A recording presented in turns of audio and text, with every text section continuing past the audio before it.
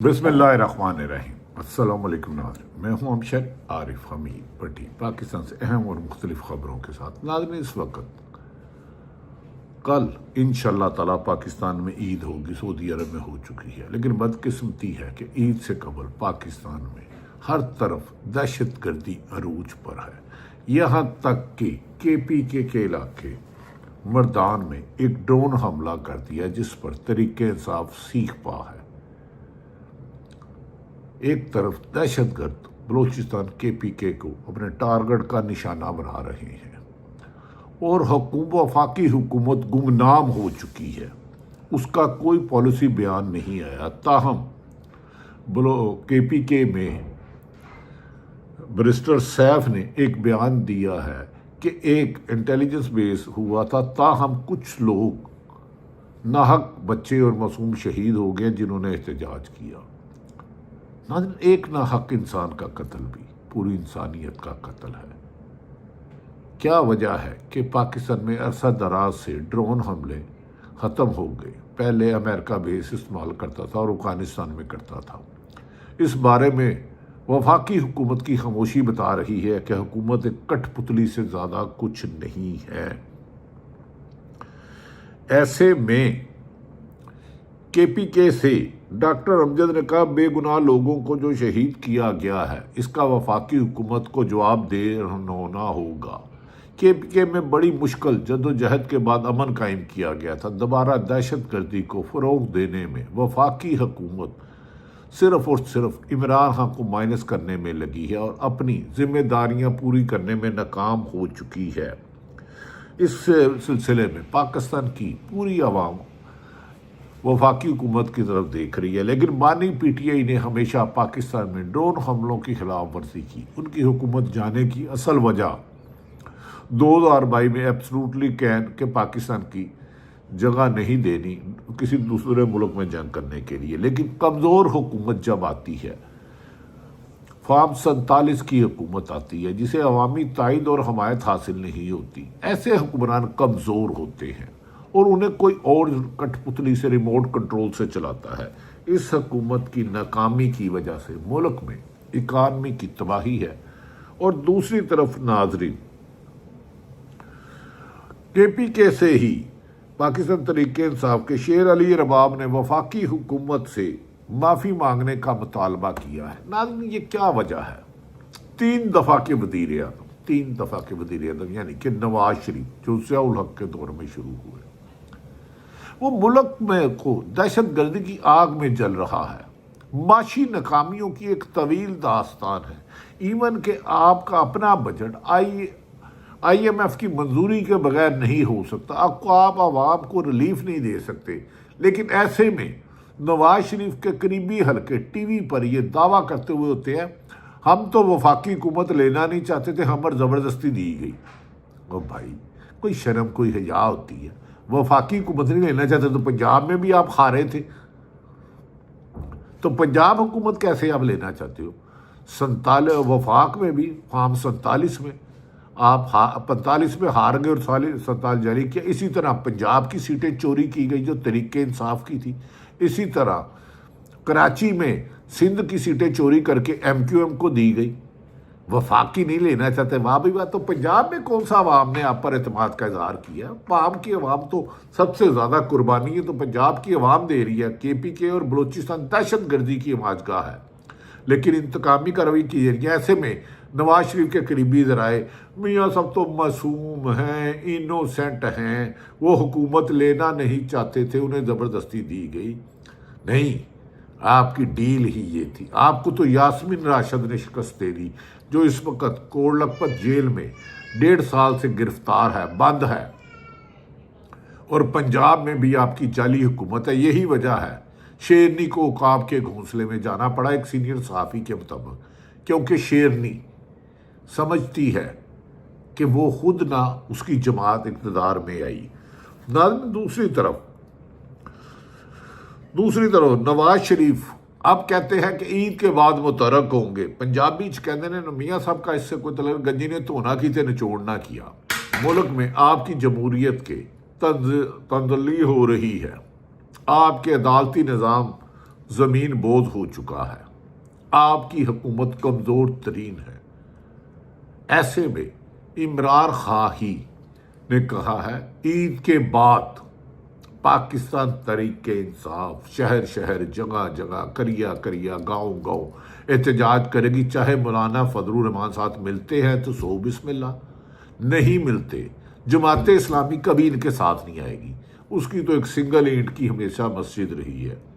حافظ نعیم الرحمان بہت اچھے آدمی ہیں لیکن بدقسمتی ہے، ان کی بات ہی سمجھ نہیں آتی، عوام ووٹ دیتی نہیں، جلسے جلوس کرتے ہیں، لیکن اس سے زیادہ وہ کو نہایت قابل احترام قابل عزت کراچی میں مترک تھے، لیکن یہ ہر جماعت کا اپنا حق ہے۔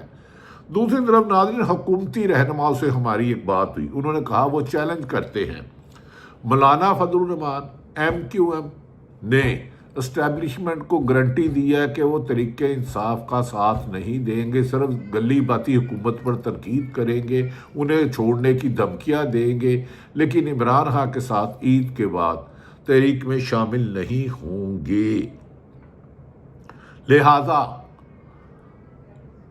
عمران خان نے عید کے دن پہ انہیں ملاقات نہیں کرنے دی جا رہی، انہوں نے تحریک انصاف کے رہنماؤں کو واضح کہا کہ ڈرون حملے کی مذمت کی جائے، اور عید کے بعد پاکستان تحریک انصاف دوبارہ پہلے ہر شہر گاؤں میں جلسے جلوس کرے گی، ریلیاں نکالے گی، گرفتاریوں کا سلسلہ جاری رہا، اس کا مقابلہ بھی کیا جائے گا، اس کے بعد لانگ مارچ کیا جائے گا، اور یہ لانگ مارچ اس وقت تک رہے گا جب تک فارم 47 کی جعلی حکومت اپنے گھر میں نہیں جاتی۔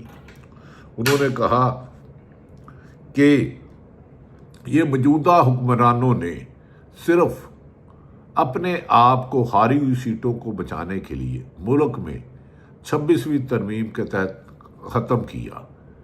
جنگ اخبار نے ایک عجیب سی خبریں دے رہا ہے، میڈیا ان کے کنٹرول میں ہے لیکن عوام انہیں تسلیم نہیں کر رہی۔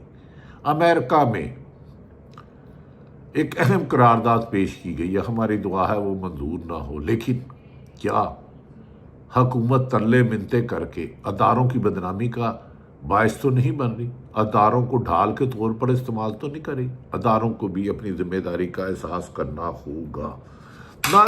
ایک ٹاک شو میں سینئر صحافی مظہر عباس نے کہا ہم سب کو پتہ ہے کہ پاکستان یہاں جمہوریت کا کیا حال ہے، آپ نے 8 فروری 2024 کے الیکشن اٹھا لیں یا عدم اعتماد جو عمران خان کے خلاف ہوئی تھی، پہلے کی سیاست دیکھ لیں، اور یہاں تو آپ پاپولر لیڈر کی تقریریں نہیں سنا سکتے، اس کی تصویر نہیں دکھا سکتے، اتنا بےمعنی طریقہ کسی قانون کا استعمال نہیں ہوا جتنا پیکا قانون کا ہو رہا ہے۔ اس میں صحافیوں کی زبان بندی، سیاستدانوں کی زبان بندی، سول سوسائٹی، ڈاکٹروں کی، یہ کالے قانون نے پاکستان میں جمہوریت کو داغدار کر دیا ہے۔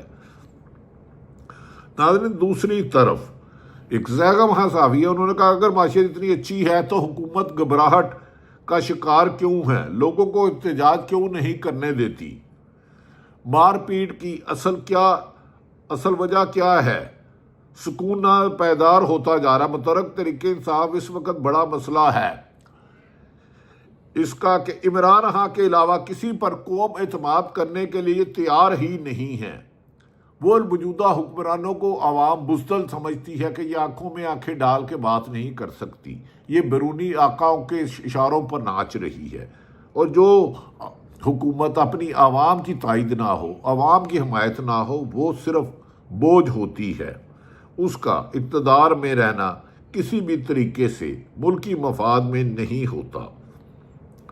ناظرین دوسری طرف یہ بھی کہا جا رہا ہے کہ عمران خان کو ڈیالہ جیل میں عید منانے کے لیے سامان پہنچا دیا۔